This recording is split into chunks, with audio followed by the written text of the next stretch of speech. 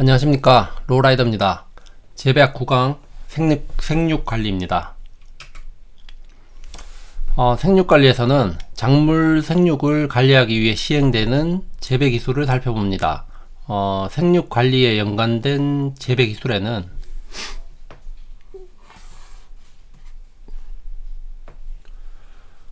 육묘, 영양번식,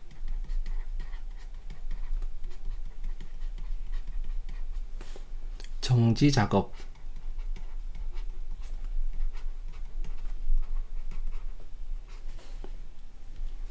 정지라는 게 가지를 자르는 것도 있고요. 그 다음에 토양을 바르게 하는 것도 있습니다. 여기에서 정지는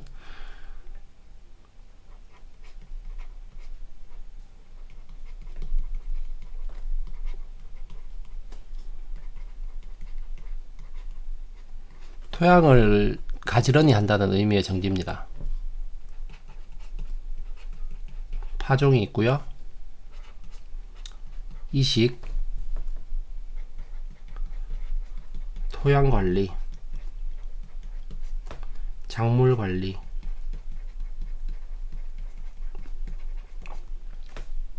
결실 조절.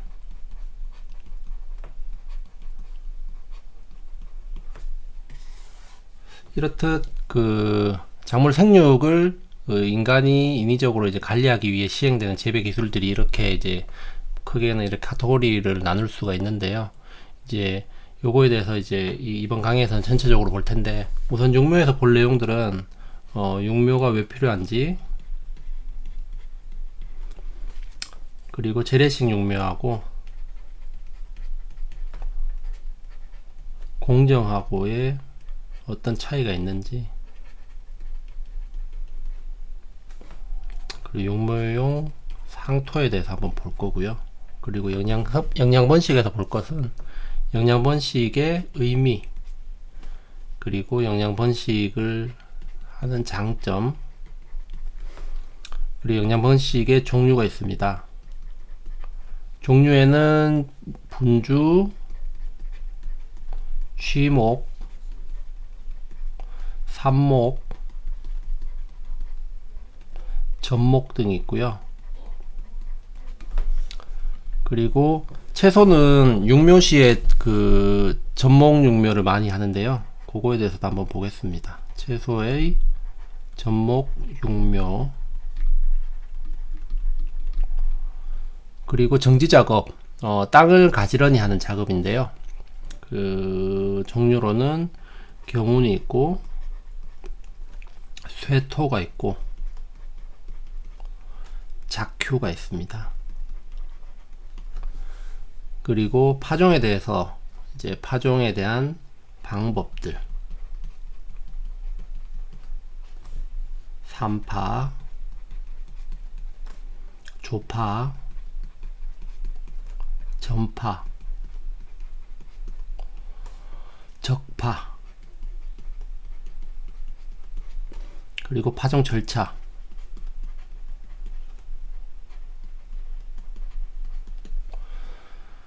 그리고 이제 이식인데요. 파종은 씨를 직접 땅에다 뿌린 것이라면, 이식은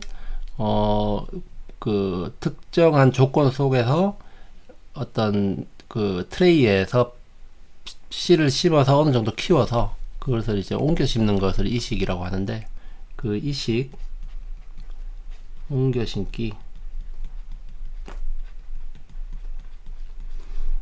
의 장점과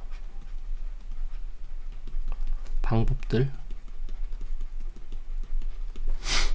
그리고 토양 관리는 이제 토양을 키우는 중에 이제 어떻게 해서 작물 생육에 도움을 줄 것인가, 그거에 대한 토양 관리입니다. 앞선 강의에 상강에서 했던 토양 관리는 이제 큰 틀이고요. 요거는 이제 작물을 재배하는 중간에 이제 어떻게 토양을 관리를 할 것인가 하는 얘기. 중경, 멀칭, 배토, 토입 등이 있습니다. 그리고 이제 작물을 관리하는 건데요. 이제 여기서 나오는 정지, 앞에서 정지랑은 다른 의미입니다. 여기는 한자로 보면 정리할 정입니다. 정리할 정에 가지짓자, 가지를 정리한다는 의미고요. 그리고 전정, 이것도 이제 가지를 자른다는 의미인데, 정지가 큰 틀에서 어떤 가지의 그 나무의 수영을 잡는 큰 공사라고 생각을 한다면, 전정은 소소하게 가지의 어떤 특정 부위를 잘라주는 것을 전정이라고 이해하시면 됩니다. 자를 전에 바로잡을 정입니다.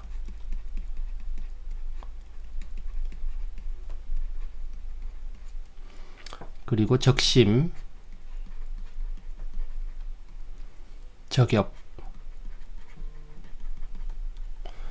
환상박피,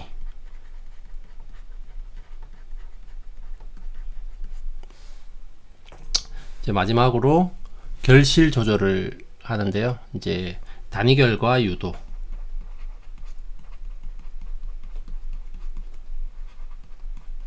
단위결과라는 것은 시 없는 이라고 보시면 됩니다. 시 없는 과실, 이제 수정 과정을 거치지 않고 시가 없이도 과육을 크게 할 수 있는 기술을 단위결과 유도 기술이라고 하고요. 이제 그거에 대해서도 뒤에서 알아볼 테고, 그 다음에 결과 습성,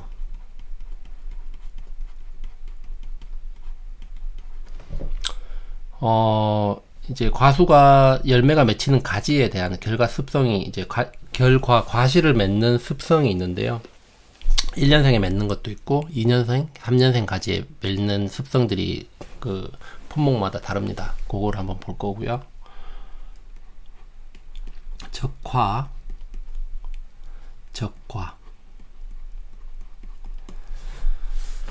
자, 이제 써놓고 보니까 이제 분량이 좀 상당히 많은 것 같은데, 이제 분량이 많은 반면 크게 뭐 이해하기가 어렵다거나 이런 부분은 없으니까, 이제 그러면 이제 생육관리 재배 기술을 이제 하나하나 항목별로 한번 살펴보겠습니다. 이제 우선 육묘인데요.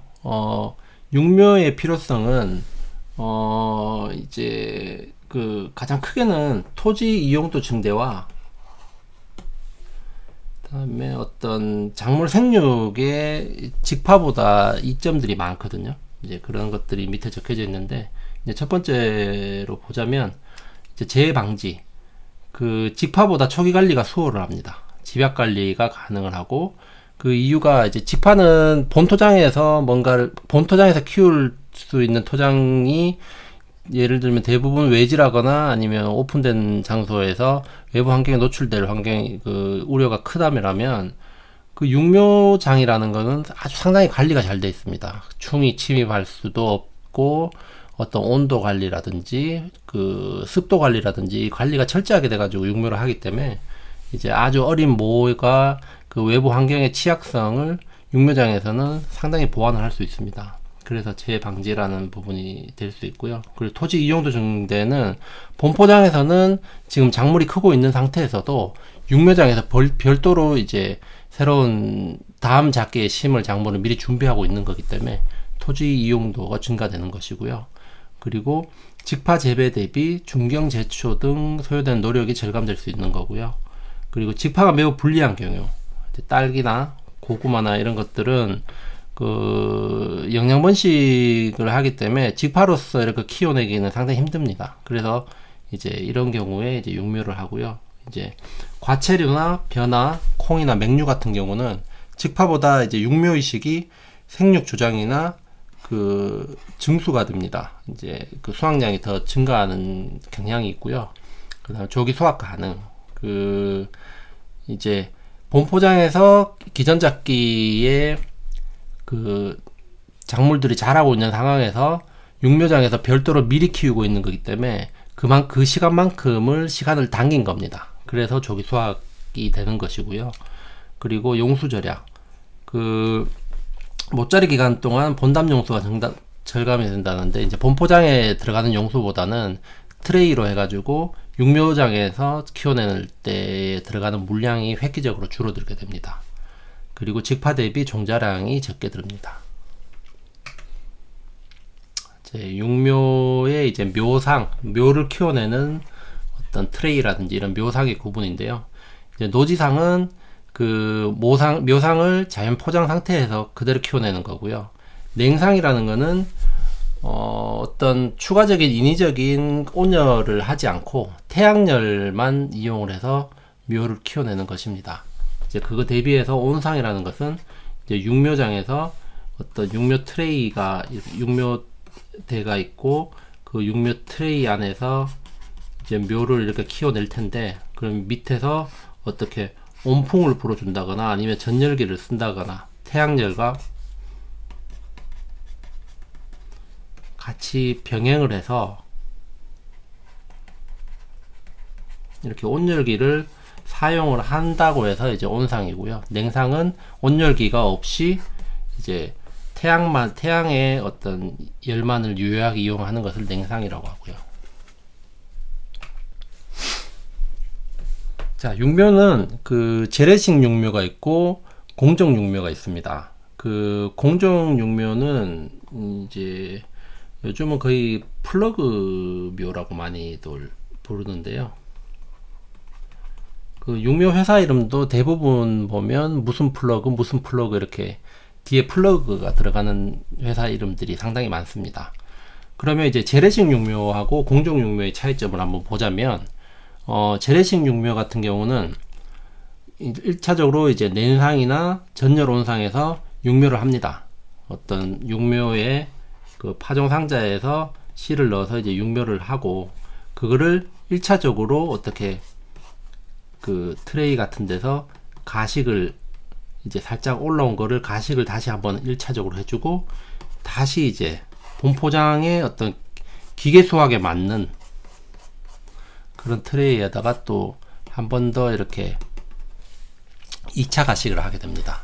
그리고 나서 마지막으로 이제 본포장에 아주 신기를 하는데요. 이게 이제 이렇게 1차 가식, 2차 가식을 하면서 이제 어찌됐건 공간적인 부분이라거나 이런 부분을 차지를 하기 때문에 면적 이용률이 낮다고 할 수 있습니다. 근데 뭐가 1차 가식에서 2차 가식을 갔을 때 효과가 뭐냐면, 그 1차에서 2차로 옮겨 심는 과정에서 약간의 당근이 생길 수가 있는데요. 당근이 이제 실뿌리가 끊어짐.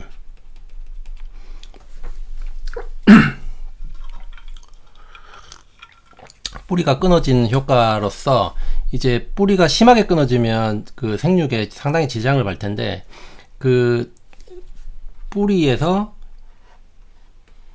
이제 잔뿌리털들이 있는데, 그 대부분의 수분들은 뿌리털에 의해서 수분이 이제 흡수가 되는데, 얘들은 생육 기간이 뭐 한 뿌리털이 2일, 3일 정도 갈 겁니다, 아마. 그래서 뿌리털은 계속 새로 나오고 하는데, 약간의 당근이 생기면 이 뿌리털 조장이 활성화가 됩니다.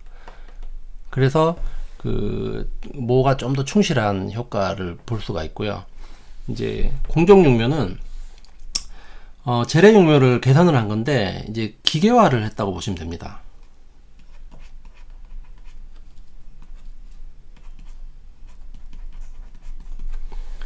상토 준비, 혼입, 파종, 재배 관리 작업 등이 그 기계에서 자동으로 공장의 공정이 흐르는 것처럼 이렇게 착 자동으로 되게 됩니다. 자동화 시설을 하면서 이제 인력이라든지 어떤 그 수율이라든지 이런 부분들을 획기적으로 높인 것이 이제 공정 육묘입니다.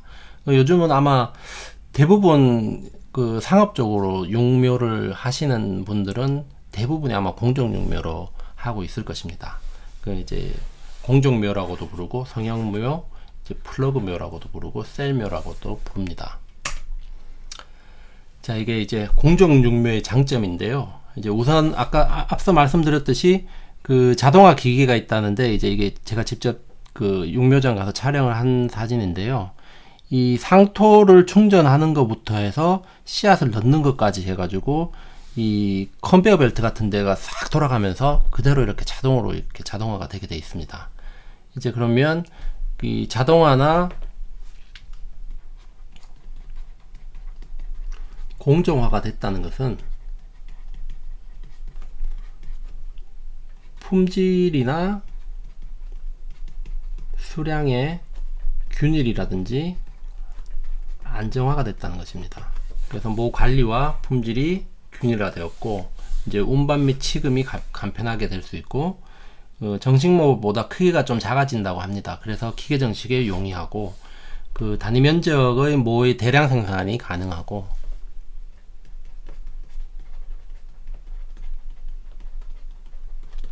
이제 인건비, 생산비가 당연히 절감이 되겠죠. 그리고 대규모화가 가능하여 이제 종합영농이나 기업화나 상업농, 그 육류 기간도 단축시키고 주문 생산이 용이합니다. 이제 일반적인 타산업의 자동화, 공정화의 효과와 거의 똑같다고 보시면 됩니다. 그리고 이제 육묘의 이제 상토인데요. 이제 육묘는 대부분 트레이에서 키운다고 했잖아요. 이게 40공도 있을 테고, 그 작물에 따라 이제 이 트레이의 구멍의 숫자는 다른데, 자, 이렇게 트레이에 이제 이 상토라고 이제 아주 부드럽고 영양분이 풍부한 상토를 트레이에 이렇게 채워주게 됩니다. 채워주게 되고, 그 트레이 안에다가 이제 파종을 한 개씩 하는 거죠. 이제 상토의 특징, 상토가 이제 갖춰야 될 여건이라는 것은 배수가 좋아야 되고, 보수력이 좋고, 보비력이 좋아야 됩니다. 그 병충해 원이 당연히 없어야겠죠. 그리고 종류에는 관행상토가 있고 속성상토가 있습니다. 관행상토는 일반적으로 탭이나 흙을 섞어서 충분한 기간 숙성을 한 상토입니다.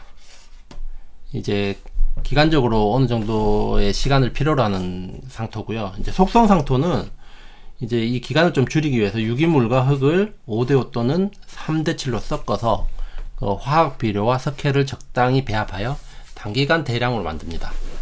이제 속성상토에는 공정육묘 상토가 있는데요. 이제 그 속성상토 중에 일부가 이제 공정육묘 상토가 있는데, 얘는 이제 그 버미큘라이트라든지 피트모스라든지 펄라이트 등을 적절하게 그 육묘해낼 품목에 맞게 적절한 배합 비율이 이제 그는 품목별로 좀 다른데요. 이제 그 품목에 따라 최적 비율로 해서 만들어냅니다. 이제 이런 거를 공정육묘 상토라고 합니다. 자, 이번에 이제 영양번식인데요. 영양번식의 의미와 종류를 한번 보겠습니다. 영양번식이라는 것은 그 일반적인 생식 번식은 암꽃과 수꽃의 수술과 암술이 만나서 이제 번식하는 것을 생식 번식이라면, 영양 번식은 그런 과정 없이 어떤 작물의 영양기관 일부를 떼와서 그거를 직접적으로 이제 키워내는 것을 영양 번식이라고 합니다. 감자라든지 고구마라든지 이제 이런 것들이 되고, 또 대표적으로 또 딸기도 주로 영양 번식을 이용을 합니다. 자연 영양 번식이 있고 인공 영양 번식이 있는데요. 자연 영양 번식은 모체에서 자연적으로 분기된 영양기관을 번식에 이용하는 것입니다. 이제 감자가 덩이줄기나 고구마의 덩이뿌리 같은 이런 것들을 자연 영양 번식이라고 하고요. 그리고 인공 영양 번식은 영양체의 재생, 분생 기능을 인공적으로 이용하는 것입니다. 이제 인공적으로 어떤 그 가지를 잘라낸다거나 아니면 뭐 어떤 이런 여러 가지 방법들을 통해서 인공적으로 영양 번식을 활용을 하는 것입니다. 이제 결국 이제 영양 번식이라는 것은 앞서도 말씀드렸지만 종자를 이용하지 않고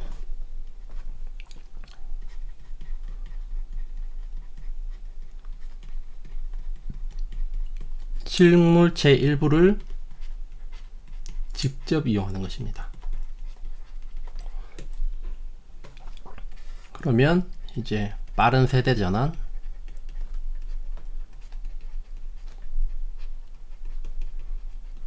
종자 이용이라든지 어떤 생식 과정이 필요가 없기 때문에 세대 전환이 빠를 수 있고요.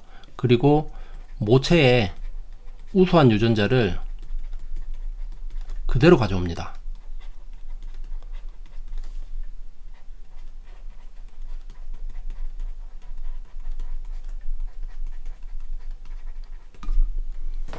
이런 장점들이 있습니다. 앞서 말씀드린 건데요. 이제 종자 번식의 어려운 작물들, 고구마나 마늘, 뭐 이런 것들, 그리고 그 우량한 유전 특성을 그대로 가져오는 거고요. 그 다음에 종자 번식보다 생육이 왕성합니다. 그 암수 중에 이용 가치가 높은 것만 재배할 수 있습니다. 그 생식 과정을 위해서 그 이용 가치가 없는 순놈이라든지 이런 것들을 굳이 키울 필요가 없는 것입니다.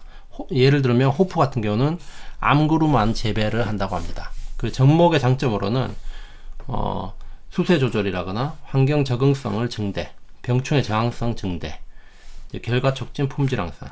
뒤에 또 다시 말씀드리겠습니다. 그 영양 변식의 종류에는 여러 가지가 있는데요. 이제 우선 분주를 본다면, 분주는 그 땅에서 어미식물이 이렇게 있습니다. 어미식물.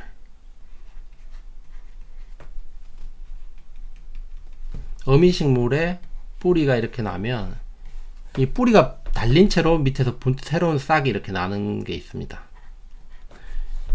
이제 여기를 뿌리와 요 새롭게 나는 것들을 포함해서 뿌리하고 같이 잘라서 새롭게 다른 포장에다가 이렇게 심는 것을 분주라고 합니다. 이제 흡지라고 하는데요. 흡지는 이제 지하경의 관절에서 이렇게 발근을 해서 발육한 싹이 지상에 나타나는 요 형태를 흡지라고 합니다. 이제 분주를 하는 식물들은 이제 보시는 바와 같이 박화, 모시풀, 작약, 딸기 이런 그 종류들이 있습니다. 다음으로는 이제 치목인데요. 치목은 휘무지라고 합니다. 모주에서 가지를 분리시키지 않은 채로 이제 앞에서 분주는 어미식물에서 흡지를 뿌리와 함께 떼어내는 것이라고 했고, 이제 치목은 가지를 분리시키지 않고 그대로 흙에 묻어가지고 이제 뿌리를 나도록 유도를 합니다. 그리고 뿌리가 나서 활착이 된 이후에 어미식물과 분리해서 번식체를 취득합니다. 이제 보시면 이제 어미체와 분리시키지 않은 채 이제 가지를 묻었습니다. 가지를 묻으면 가지에서 이제 뿌리가 나도록 이제 유도가 됩니다. 그러면 뿌리가 나고 얘가 이제 활착이 됐을 때는 여기를 잘라서 다른 포장에다 갖다 심는 겁니다. 자, 요거를 휘무지라고 하고요. 이제 휘무지에는 저치법하고 고치법이 있는데, 저치법은 뭐 작물에 따라서 이제 가지를 휘어서 땅에 묻기 쉬운 작물이 있는 반면, 가지가 높은 곳에 형성이 되어 있거나 가지가 견고해서 어떻게 굽어지지 않는다거나 이런 것들은 고치법이라고 해서 가지 위에 있는 부분을 이제 표면을 좀 이렇게 깎아냅니다. 그럼 껍질을 벗겨내고 거기에다가 흙이나 어떤 물이끼로 감싸고 나서 이렇게 감아줍니다. 그러면 얘가 약간 토양의 역할을 해서 여기서 이제 뿌리가 이렇게 자라나게 되는 거죠. 그러면 뿌리가 자라나고 이제 어느 정도 활착이 됐을 때 그 부분을 잘라서 또 다른 포장에 갖다가 심는 겁니다. 요거를 고치법이라고 합니다. 삽목은 꺾꽂인데요.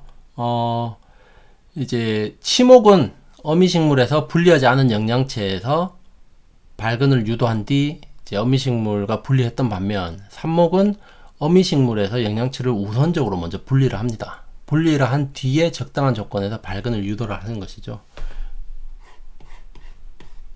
이렇게 있다면 여기를 일단 잘라서 적당한 조건, 이게 땅이 됐건 배지가 됐건 어떤 조건이 있을 것입니다. 거기에 이제 그 취한 것을 해서 뿌리가 이제 발근되도록끔 이제 유도를 하는 것입니다. 이제 삽목의 종류에는 엽삽하고 근삽, 지삽이 있는데요. 엽삽이라는 것은 잎을 이용하는 것이고, 근삽이라는 것은 뿌리를 이용하는 것이고, 지삽이라는 것은 가지를 이용하는 것입니다.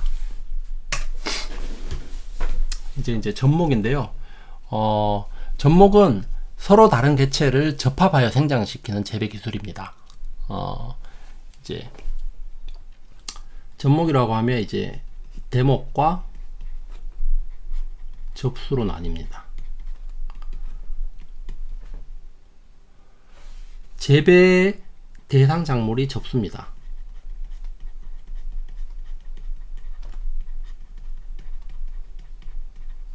대목은 재배 대상 작물의 생육을 돕기 위해 사용되는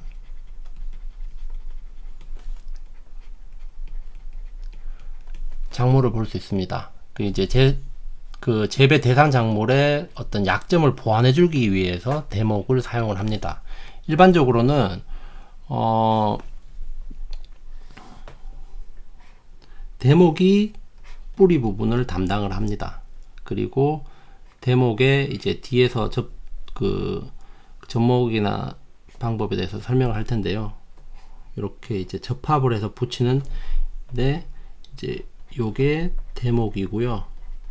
이제 위에 생장점을 포함해서 이렇게 자라나오는 재배 대상 작물, 얘가 이제 접수라고 합니다. 이제 요렇게 붙여서 하는 것을 접목이라고 하는데요. 접목 친화성이라는 것은 접목한 후에 얘가 활착이 잘 돼서 발육하고 결실할 수 있는 왕성한 것이 접목 친화성이 높다라고 합니다. 아무거나 잘 붙는 게 아니고 접수에 적합한 대목이 있습니다. 이제 그 접수에 적합하고 활착이 잘 되는 대목이 접목 친화성이 높다라고 합니다. 그리고 이중 접목이라는 것은 접수가 있는데 이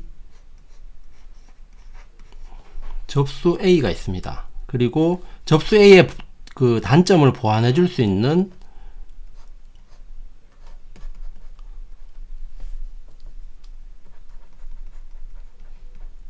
대목 C가 있습니다. 근데 A와 C가 친화성이 좋지가 않아요. 둘이 직접 붙였을 때는 잘 생육이 되지 않습니다.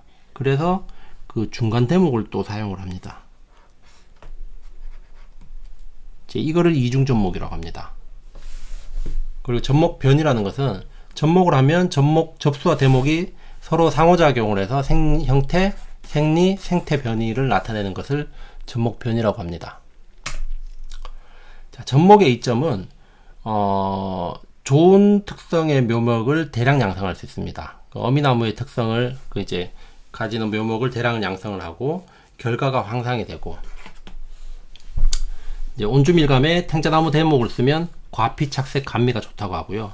결과 연수가 단축이 됩니다. 실생묘를 키워내는 것보다 그 접목묘는 이제 훨씬 더 빨리 자랄 수 있는 여건이 되는 것입니다. 이제 수세 회복은 예를 들면 감자나무의 탄저병 부위가 도려내졌다면 건전목을 탄저병 부위를 잘라내고 건전묘를 접목을 해버리면 이제 수세가 회복이 되는 거죠. 이제 수세 조절도 적절한 대목으로 접목을 해서 수세를 인위적으로 좀 수세를 더 좋게 한다거나 아니면 조금 늦춘다거나 뭐 이런 것들로 활용할 수도 있고요. 이제 환경 적응성은 이제 감나무하고 고엽나무 대목을 쓰면 이제 추위에 견딜 수 있는 내한성이 증대가 됩니다. 그리고 병충해 저항성도 이제 각종 병해충에 대한 저항이 있는 대목을 사용을 하면 기본적으로 접수를 실생으로 심었을 때보다 그 토양 관련 저항성이 획기적으로 좋아지게 됩니다. 이제 그런 것들을 이제 병충해 저항성이라고 하고요. 그리고 이제 영양번식입니다. 그 영양번식의 채소의 접목육묘인데요. 이제 옆에 그림을 보시면 이 접수와 대목과 이렇게 핀으로 집어넣은 게 보입니다. 이제 이것도 앞에 말했던 거와 이제 동일한 얘기인데요. 이제 장점으로는 흡비력이 좋고 과습에 잘 견디고 뭐 품질 개선이 되고 토양 전염병을 억제를 하고, 이제 토양 전염병 억제가 사실은 좀 큰 부분인데요. 이제 토마토 청고병이라고 앞선 강의에도 말씀드렸는데, 토마토가 잘 자라다가 어느 정도 대부분 자라서 이제 과실을 이제 수확을 할 때쯤 돼서 이제 시들어서 죽어버립니다. 그대로. 이제 토양에 있는 그 토마토의 어떤 뿌리를 상하게 하거나 그 수간부를 상하게 할 수 있는 병균이 이제 침입이 되는데요. 이 토마토 자체에서는 이게 침입이 잘 되는데 이제 대목으로서 박과 대목으로 사용을 하면 이 토양 전염병을 상당히 많이 줄여줄 수 있습니다. 이제 이런 얘기고요. 이제 단점으로는 뭐 질소 과다 흡수라거나 당도가 저하된다거나 그 다음에 흰가루병이나 이런 기형가가 발생을 할 수 있는 단점이 있습니다. 그 전목육묘의 접목 방법인데요. 뭐 이제 대표적으로 이제 4가지 정도로 볼 수 있는데 이제 합접이 이제 가장 대표적인 접목 방법이고요. 대목과 접수를 이렇게 잘라가지고 이제 물관부와 체관부가 잘 맞도록 접합해서 이 접목 클립으로 딱 집어줍니다. 앞에 봤던 이미지가 그 합접의 방법입니다. 그리고 이제 호접인데요. 호접은 그 합접하고는 다르게 그 대목, 얘가 대목이고 얘가 접수인데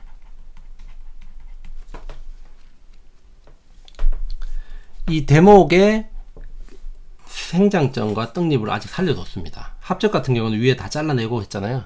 이제 이 이유가 대목의 생장점과 어떤 이런 잎의 에너지를 조금이라도 더 이렇게 이용을 하려는 그런 의도라고 보시면 되고요.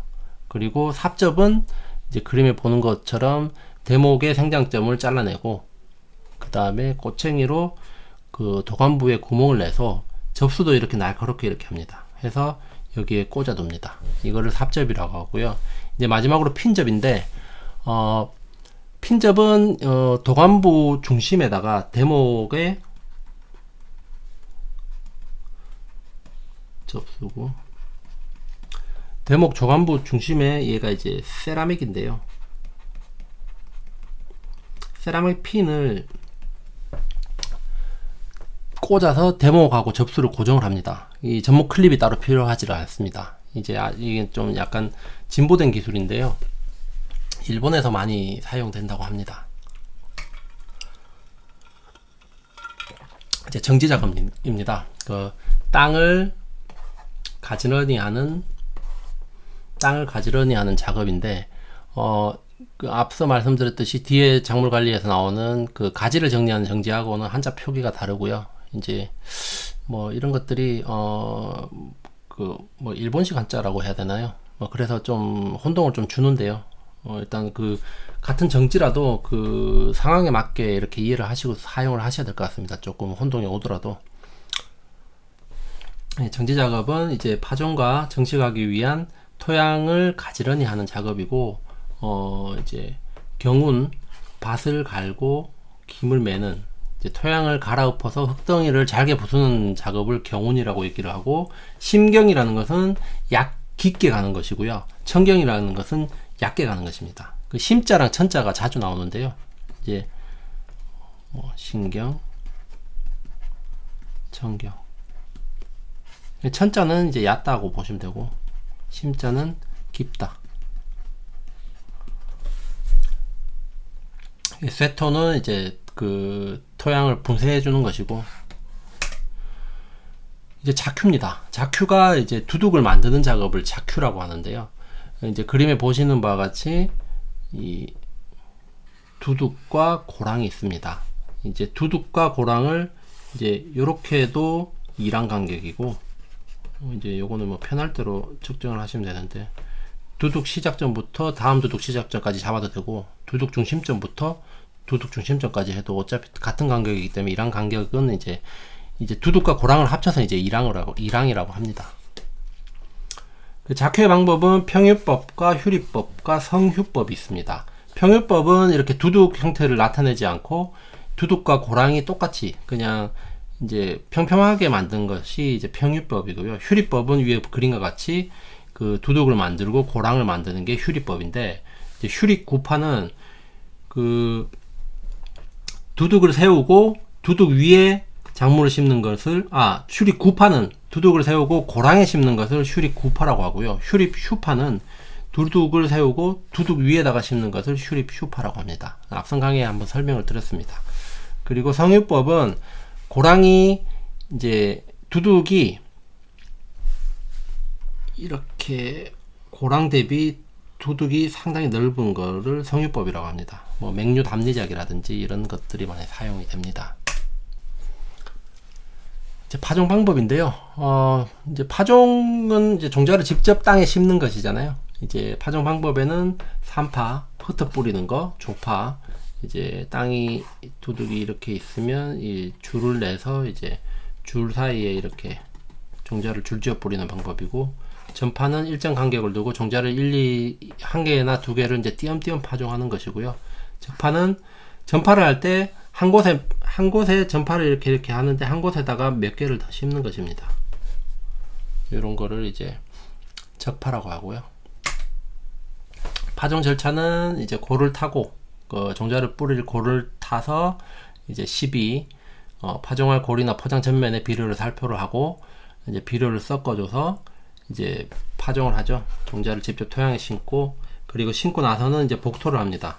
이제 종자를 이렇게 고를 타서 심고 나서는 이제 흙을 덮어줍니다.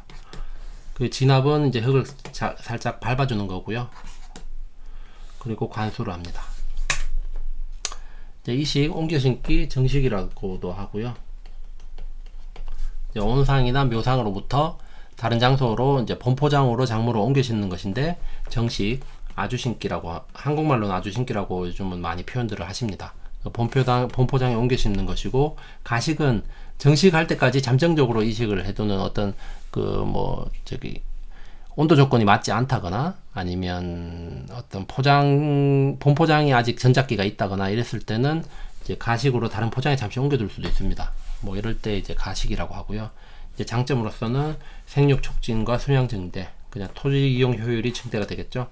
그리고 숙기가 단축이 될 수 있고, 활착이 증진이 됩니다.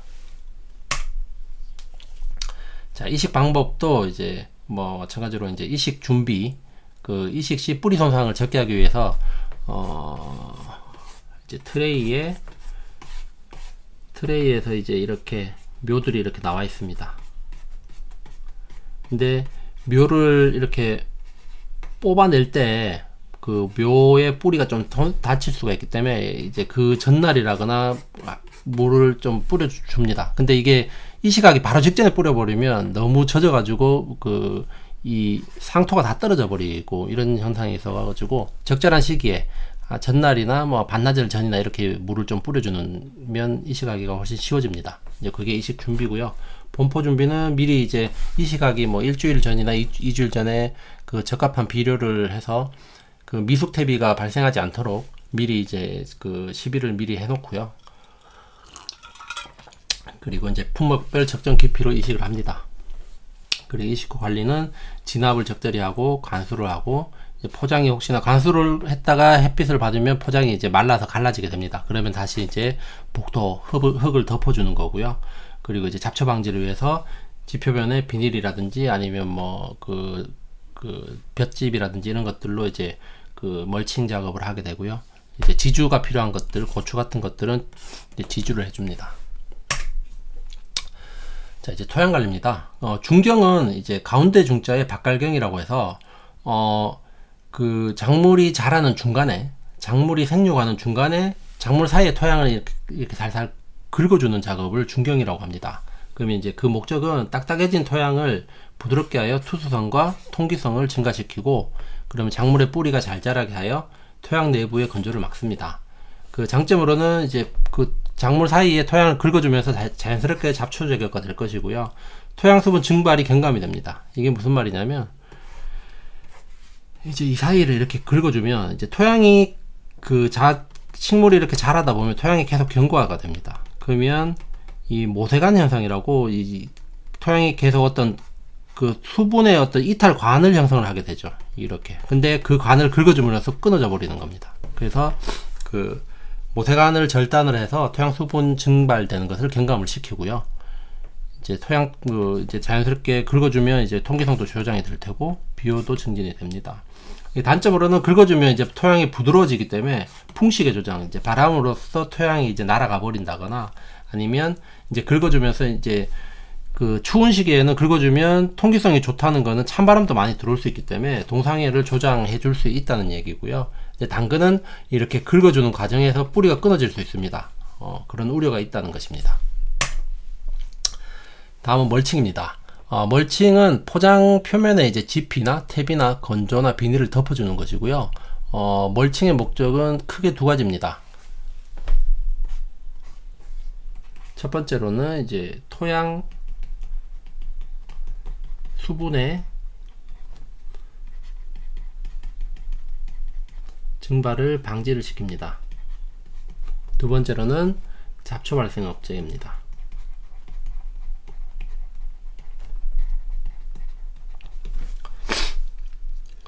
이제 종류로는 토양 멀칭, 비닐 멀칭, 뭐 스터블 멀칭 이런 게 있는데요. 이제 토양 멀칭은 이제 앞서 말했듯이 이제 중경을 하게 되면 모세관이 단절로 멀칭 효과가 나타난다 그 얘기입니다. 그러니까 멀칭 효과라는 것은 토양 수분 증발을 방지를 한다거나 잡초 발생을 억제를 하는 건데 중경을 하면 그 수분 방지를 억제를 하잖아요. 이제 그래서 이제 토양 멀칭이라고 하는 거고요. 이제 비닐 멀칭이 이제 대표적인 멀칭입니다. 폴리에틸렌이나 비닐 등의 플라스틱 필름으로써 토양을 이제 덮어주는 것이고요. 스터블 멀칭이라는 것은 이제 토양을 이제 전작기에 있는 작물들을 완전히 이제 로터리로 쳐가지고 갈아엎어 버리지는 않고 앞작물에 약간 이렇게 그루터기를 남겨두는 겁니다. 이제 그래서 풍식과 수식을 좀 경감시켜 준다. 그루터기에는 이제 뿌리가 이렇게 약간 토양을 이렇게 잡고 있으니까 뭐 그런 걸로 하는데 이제 크게 자주 나오는 용어는 아닙니다. 스터블 멀칭이라는 거는. 그리고 이제 필름 그 비닐 멀칭의 필름의 종류가 있는데요. 뭐 투명이 있고 흑색이 있고 녹색이 있고 요즘은 또 흑백 필름도 있습니다. 흑백은 이제 그 비닐의 앞면은 백색이고요. 뒷면이 흑색입니다. 이제 조금 이제 레이어가 투레이어이기 때문에 이제 그 비용이 높습니다. 얘는. 자, 투명은 이제 말 그대로 투명 비닐인데요. 모든 광이 투과를 돼서 지온 상승의 효과는 좋은데 이제 광을 그대로 다 땅에 노출이 되기 때문에 잡초는 발생을 합니다. 잡초는 광발화성이라서 광을 보면 자라게 돼 있고요. 이제 흑색은 모든 광을 흡수를 하죠. 그래서 지온에 그 광이 투과가 안 됩니다. 그래서 지온이 낮춰주고 잡초 발생이 억제가 됩니다. 이제 녹색은 이제 투명과 흑색의 이제 적자라는 건데요. 녹색광하고 적색광은 투과가 됩니다. 투과가 되고 청색광과 착색광은 흡수가 돼 버립니다. 그래서 지온 상승 효과는 있고 잡초 발생은 억제를 합니다. 이제 멀칭의 효과입니다. 멀칭 효과는 그 토양 수분 증발을 억제, 그 다음 지온 상승 효과, 풍식이나 수식 등 토양 침식이 되는 것을 물리적으로 막아주죠. 그리고 생육 촉진, 보온 효과로 인해서 생육이 촉진이 되고 잡초 발생이 억제가 되고, 잡초는 아까도 말씀드렸듯이 대부분 호강성입니다. 빛을 차단함으로써 잡초가 발화하고 생장하는 것을 억제를 합니다. 이 효과가 상당히 큽니다. 멀칭 효과가. 그리고 과실 품질 향상. 딸기나 수박같이 이제 과실 자체가 땅에 직접 닿는 작물들 같은 경우는 그 과실 표면에 흙이 묻는다거나 뭐 어떤 다른 이물질이 묻게 되는 수가 있는데요. 멀칭 비닐을 덮어줌으로써 이제 이 과실이 비닐 위에 얹혀지기 때문에 어떤 그 작물 과실의 청결에 좀 어떤 기여를 하는 부분이 있습니다.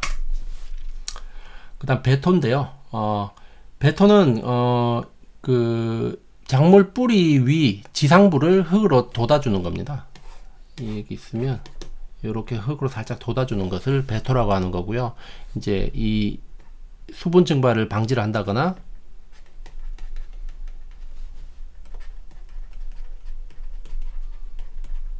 도복을 방지합니다. 도복은 쓰러지는 거죠.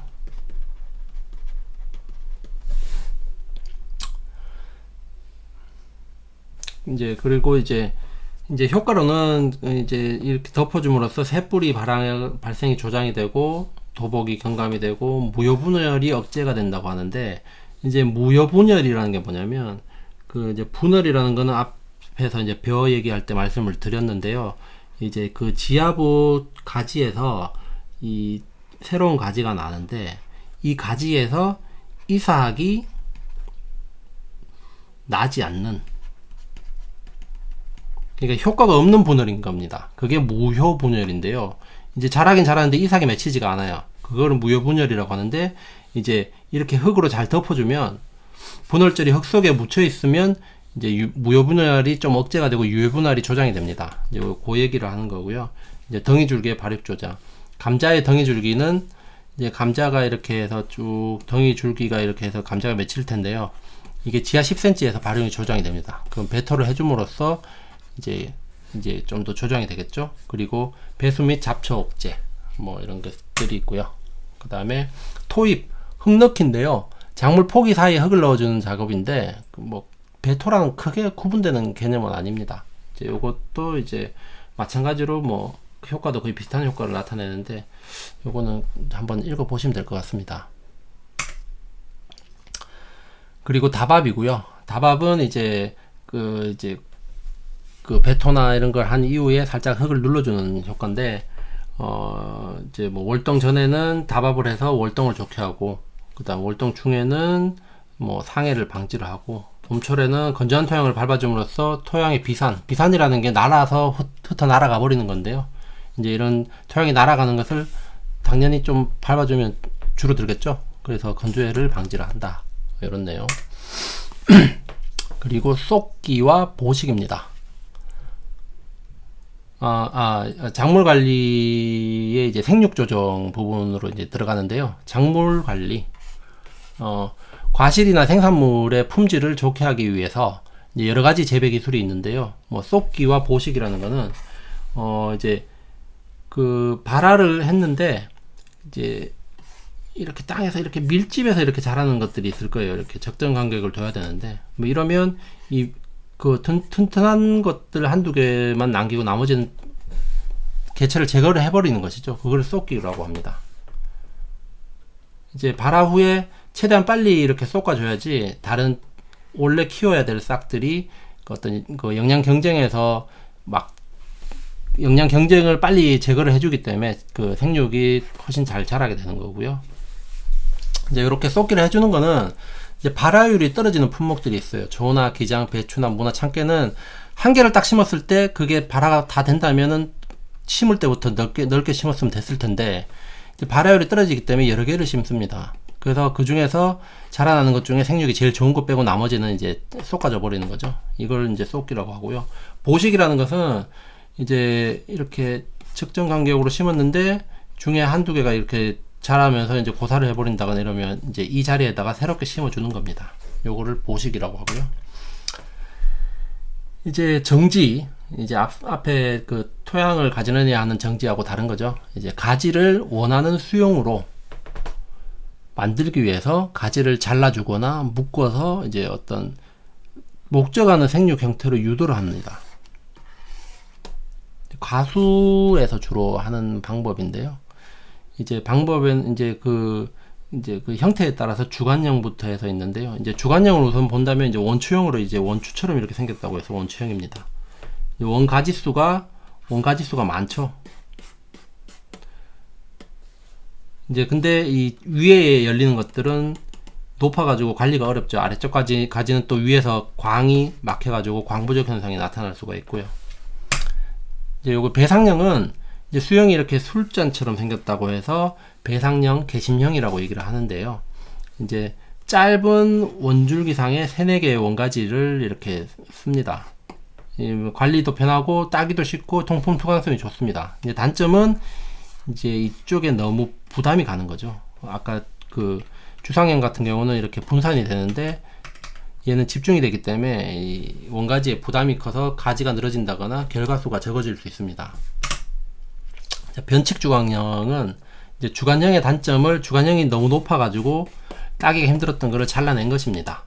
이제 광부족도 개선을 하고 뭐 이런 주관형과 배상형의 어떤 중간 형태로서 이제 수형을 잡아 나가는 겁니다. 그리고 개심자연형도 이제 배상형이 너무 이렇게 그 2개 가지 이제 두 가지에만 이렇게 부담을 줬던 것을 이제 약간 개선을 한 것입니다. 이제 요것들은 이제 형태를 보고 이렇게 있구나 하고 한번 그 슬라이드 내용을 한번 읽어 보시기 바랍니다. 그리고 이제 울타리 정지법은 주로 포도나무나 뭐 저기 그 키위나 이런 부분들이 이제 이렇게 쓸 텐데요. 이제 울타리를 해서 그 울타리에다가 이제 묶어 가지고 정지를 하는 것입니다. 뭐 덕형도 있고요. 이제 전정은 세부 가지를 솎아주는 겁니다. 정지 작업은 큰 수영을 잡는 거고, 전정은 세부 가지를 솎아서 잘라내는 경우를 이제 전정이라고 하고요. 이제 수영을 조절한다거나, 뭐 수강이나 통풍을 좋게 한다거나, 아니면 죽은 가지나 병충해 가지를 잘라낸다거나, 아니면 열매 가지를 적당히 절단을 해서 결과를 이제 기존에 있는 가지들의 결과를 더 좋게 하기 위해서 이제 전정을 합니다. 이제 기타 생육 조절법으로는 이제 적심, 저가, 저겹, 절상, 환상박피 등이 있는데요. 적심은 그 원줄기나 원가지에 이렇게 순이 나오는 거를 순 때 이미 따져버립니다. 그러면 이제 다른 것들에 집중이 되겠죠. 요거를 따져버리면 얘에 집중이 돼서 더 잘 크겠죠. 이걸 적심이라고 하고, 저가도 이제 눈이 트려고 할 때 필요치 않은 눈을 손끝으로 이제 따주는 것이고요. 이제 저겹도 이제 입닥입니다. 저겹은 그 생육을 하다 보면 이제 위에는 새 잎이 나오는데 밑에는 노엽들이 있습니다. 그 노엽들이 어떤 통풍도 방해를 할 테고, 이제 영양도 쓸데없는 영양을 노엽에서 소모를 할 수가 있기 때문에 노엽을 따주는 것을 이제 저겹이라고 하고요. 이제 절상은 눈이나 어린 가지 바로 위에 깊은 칼금을 넣어서 그 눈이나 가지의 발육을 촉진을 하는 것을 절상이라고 하고요. 이제 환상박피가 이게 아마 포도에서 많이 쓰는 방법일 텐데, 줄기나 가지 껍질을 이렇게 살짝 표피 부분을 해서 돌려서 이제 벗겨내 버립니다. 그럼 환상박피를 한 상부에서 생성된 양분이 이렇게 하부로 내려갈 텐데, 이제 요거를 못 내려가게 하는 겁니다. 그러면 양분이 못 내려가고 위에 맺혀 있는 열매에 집중이 됩니다. 이제 이런 효과를 하기 위해서 이제 환상박피를 합니다. 그다음 결실 조절을 하기 위한 단위 결과인데요. 단위 결과는 시가 없이, 즉 수정의 과정이 없이 결실을 맺게 하는 기술인데, 생장 조절제나 어떤 식물 호르몬 처리를 통해서 이제 단위 결과를 유도를 합니다. 이제 씨 없는 포도나 씨 없는 수박 뭐 이런 것들을 이제 단위 결과의 결과인데요. 유도하는 대표적으로 이제 포도가 지베렐린 처리를 하면 단위 결과가 유도가 되고, 토마토 가지는 뭐 옥신 처리로 이렇게 되고요. 호르몬 얘기는 11강 호르몬 강의에서 이제 별도로 말씀을 드리겠습니다. 이제 과수의 결과습성이라는 것은 과수가 이제 줄기나 가지에 꽃이 착생하는 특징을 말하는데, 이제 꽃이 착생하는 위치나 어떤 그 습성이 품목마다 다릅니다. 이제 주요 과수의 결과습성을 보면 1년생 가지에 결실하는 것들이 감, 포도, 감귤 등 이런 것들이 있고요. 2년생 가지에는 복숭아, 자두, 양행두, 매실, 찰구, 3년생 가지에는 사과, 배 등이 있습니다.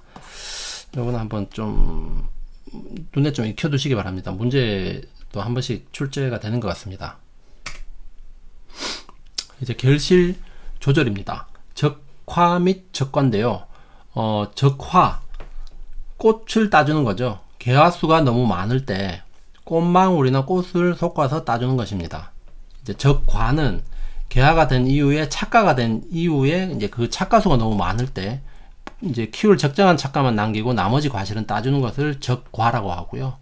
이제 방법으로서는 뭐 손으로 솎아준다거나 아니면 그 꽃이나 과에 식물 생장 조절제를 뿌려가지고 어떤 생육을 막게 한다거나, 그리고 이제 그 효과로서는 이제 과실의 착색, 크기, 맛이나 품질이 향상이 됩니다. 해거리가 방지가 되고요.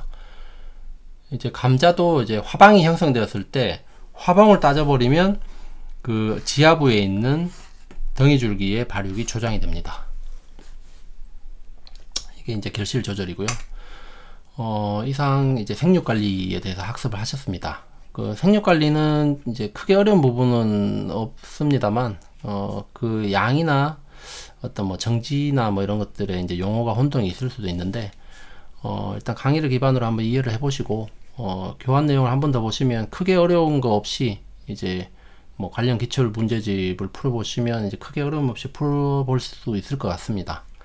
이제 다음은 10강 스트레스, 병충해, 잡초, 비료에 대해서 학습하겠습니다. 감사합니다.